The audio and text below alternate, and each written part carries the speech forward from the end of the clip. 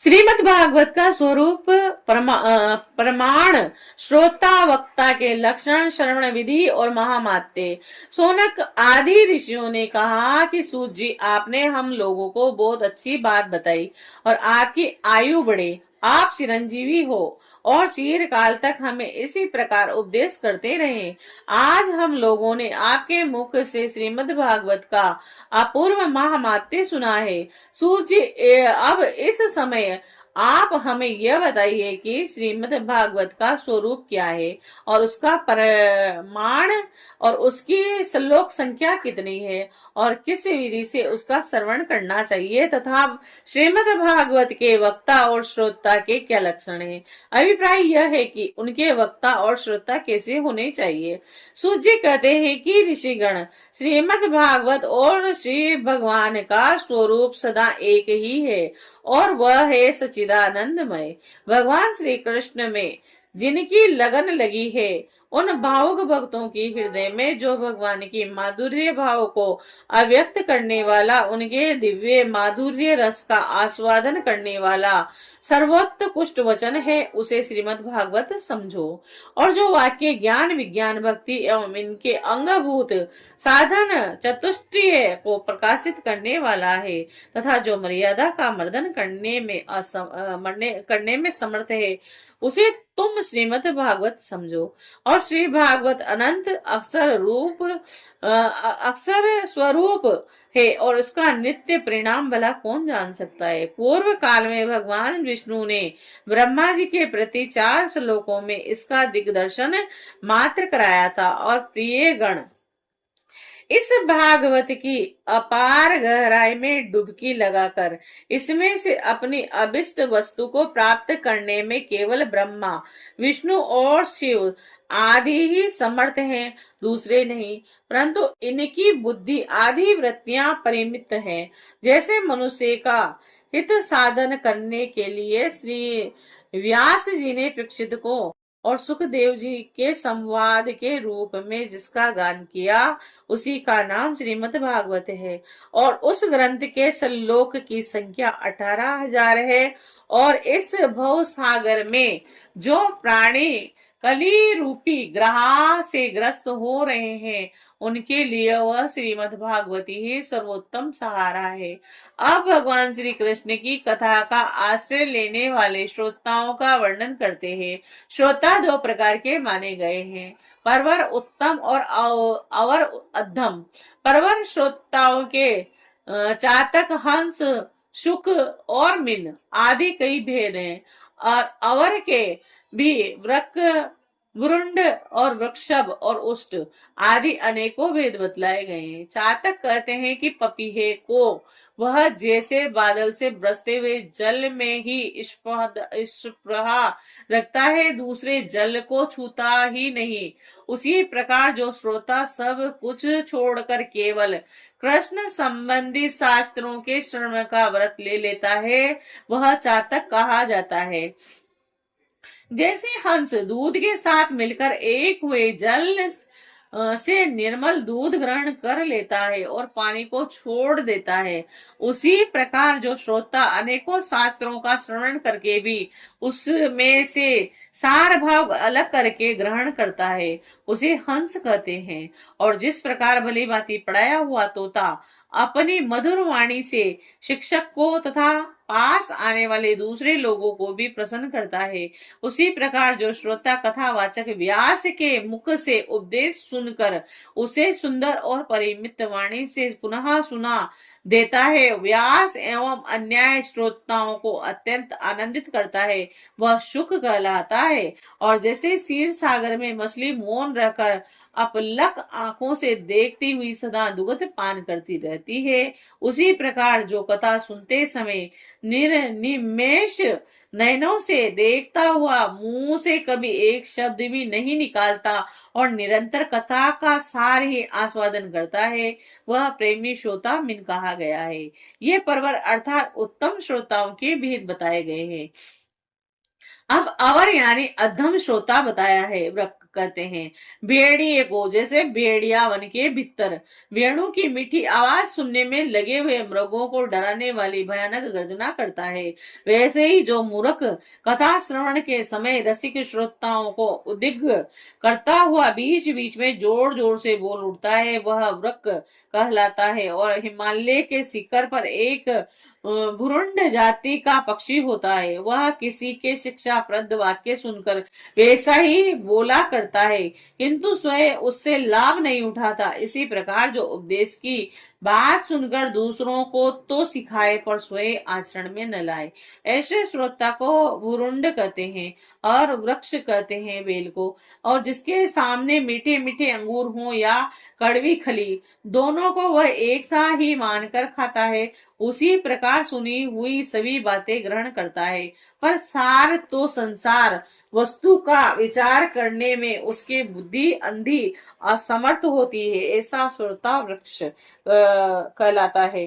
जिस प्रकार ऊंट माधुर्य गुण से युक्त आम को भी छोड़कर केवल नीम की पत्ती चबाता है, उसी प्रकार जो भगवान की मधुर कथाओं को छोड़कर उसके विपरीत संसार की बातों में रमता रहता है, उसे ऊंट कहते हैं। और ये कुछ तोड़े के भेद से यहाँ बताए गए, इनके अतिरिक्त भी पवर और दोनों प्रकार के श्रोताओं के भमर और गदहा आदि बहुत से भेद हैं, और इन सब भेदों को उन उन उन श्रोताओं के स्वाभाविक आचार और व्यवहार से परखना चाहिए, जो वक्ता के सामने उन्हें विविध प्रणाम करके बैठे और अन्य सांसारिक बातों को छोड़कर केवल श्रीमद् भगवान भागवत की लीला कथाओं को ही सुनने की इच्छा रखें, समझने में अत्यंत कुशल हो,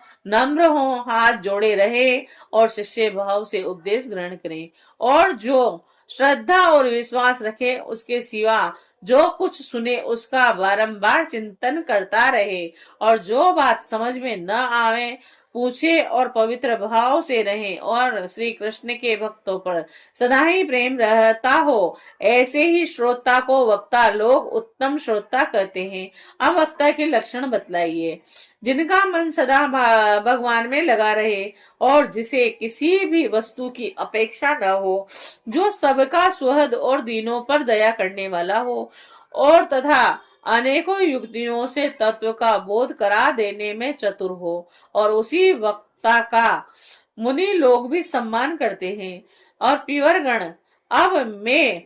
गण अब मैं भारतवर्ष की भूमि पर श्रीमद् भागवत कथा का सेवन करने के लिए आवश्यक विधि है उसे बतलाता हूँ, आप सुने।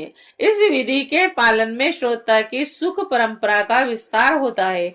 श्रीमद् भागवत का सेवन 4 प्रकार का होता है, सात्विक, राजस, तामस और निर्गुण, जिसमें यज्ञ की भांति तैयारी की गई हो, बहुत सी पूजा सामग्रियों के कारण जो अत्यंत शोभा संपन्न दिखाई दे रहा हो, और बड़े ही परिश्रम से बोध उतावली के साथ साथ दिनों में ही जिनकी समाप्ति हो जाए, वह प्रसन्नता पूर्वक किया हुआ श्रीमद् भागवत का सेवन राजस है। 1 या 2 महीने में धीरे धीरे कथा के रस का आस्वादन करते हुए बिना परिश्रम के जो श्रवण होता है, वह पूर्ण आनंद को बढ़ाने वाला सात्विक है सेवन कहलाता है। और तामस सेवन वह है जो कभी भूल से छोड़ दिया जाए और याद आने पर फिर आरंभ कर दिया जाए। इस प्रकार 1 वर्ष तक आलस्य और श्रद्धा के साथ चलाया जाए, वह तामस सेवन भी न करने की अपेक्षा अच्छा और सुख ही देने वाला है। और जब वर्ष, महीना और दिनों के नियम का आग्रह छोड़कर सदा ही प्रेम और भक्ति के साथ श्रवण किया जाए, तब वह सेवन निर्गुण माना जाता है। राजा परीक्षित और सुखदेव के संवाद में जो भी भागवत का सेवन हुआ था, वह निर्गुण ही बताया गया है, और उसमें जो 7 दिनों की बात आती है वह राजा की आयु के बचे हुए दिनों की संख्या के अनुसार है और सप्ताह कदाह का नियम करने के लिए नहीं। और भारतवर्ष के अतिरिक्त अन्य स्थानों में भी त्रिगुण सात्विक राजस तामस अथवा निर्गुण सेवन अपनी रुचि के अनुसार करना चाहिए। और तात्पर्य ये है कि जिस किसी प्रकार भी हो सके श्रीमद् भागवत का सेवन उसका श्रवण करना चाहिए, जो केवल श्री कृष्ण की लीलाओं के ही श्रवण कीर्तन और रसवादन के लिए ललायित रहते हैं और मोक्ष की इच्छा नहीं रखते, उनका तो श्रीमद् भागवत ही धन है। तथा जो संसार के दुखों से बराबर अपनी मुक्ति चाहते हैं उनके लिए भी यही इस भव रोग की औषधि है। अतः इस कली काल में इसका प्रयत्न पूर्वक सेवन करना चाहिए। और इनके अतिरिक्त जो लोग विषयों में ही रमण करने वाले हैं, सांसारिक सुखों की ही जिन्हें सदा चाह रहती है और जिनके लिए भी अब इस कलयुग में सामर्थ्य धन विधि विधान का ज्ञान न होने के कारण कर्म मार्ग आदि मिलने वाली सिद्धि अत्यंत दुर्लभ हो गई है, ऐसी दशा में उन्हें भी सब प्रकार से सब भागवत कथा का ही सेवन करना चाहिए। यह श्रीमद् भागवत की कथा धन पुत्र स्त्री हाथी घोड़े आदि महान यश मकान और निष्कपट राज्य भी दे सकती है। और सकाम भाव से भागवत का सहारा लेने वाले मनुष्य इस संसार में मनवांछित उत्तम भोगों को भोगकर अंत में श्री मद भागवत के ही संग से श्री हरि के परम धाम को प्राप्त हो जाते हैं। जिनके यहाँ श्रीमद् भागवत की कथा वार्ता होती हो तथा जो लोग उस कथा के श्रवण में लगे रहते हो उनकी सेवा और सहायता अपने शरीर और धन से करनी चाहिए। और उन्हीं के अनुग्रह से सहायता करने वाले पुरुषों को भी श्री भागवत सेवन का पुण्य प्राप्त होता है। कामना 2 वस्तुओं की होती है, श्री कृष्ण की और धन की। श्री कृष्ण के सिवा जो कुछ चाहा जाए यह सब धन के अंतर्गत है और उस धन की संज्ञा है श्रोता और वक्ता। वे 2 प्रकार के माने गए हैं, एक श्री कृष्ण को चाहने वाले हैं और दूसरे धन को। जैसा वक्ता वैसा श्रोता भी वह हो तो वहां कथा में रस मिलता है, अतः सुख की वृद्धि होती है। यदि दोनों विपरीत विचार के हों तो रसाभाव हो जाता है, अतः फल की हानि होती है। किंतु जो श्री कृष्ण को चाहने वाले वक्ता और श्रोता हैं, उन्हें विलंब होने पर भी सिद्धि अवश्य मिलती है। पर धनार्थी को तो सभी सिद्धि मिलती है और जब उनके अनुष्ठान की विधि विधान पूरा उतर जाए, श्री कृष्ण की चाह रखने वाला सर्वथा गुणहीन ही हो और उसकी विधि में कुछ कमी रह जाए तो भी यदि उसके हृदय में प्रेम है तो वही उसके लिए सर्वोत्तम विधि है। और सकाम पुरुष को कथा की समाप्ति के दिन तक स्वयं सावधानी के साथ सभी विधियों का पालन करना चाहिए। और भागवत कथा के श्रोता और वक्ता दोनों के ही पालन करने योग्य विधि है।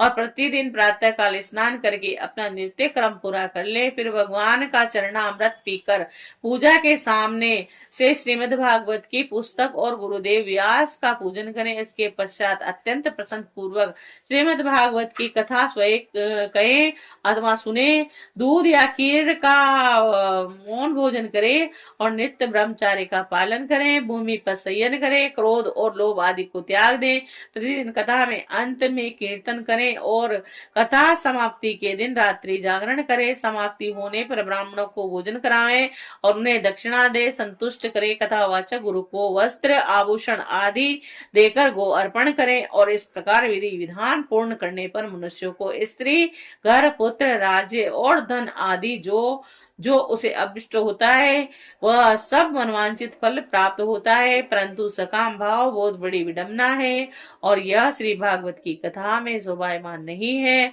श्री सुखदेव जी के मुख से कहा हुआ यह श्रीमद् भागवत शास्त्र तो कल युग में साक्षात श्री कृष्ण की प्राप्ति कराने वाला नित्य प्रेमानंद स्वरूप फल प्रदान करने वाला है।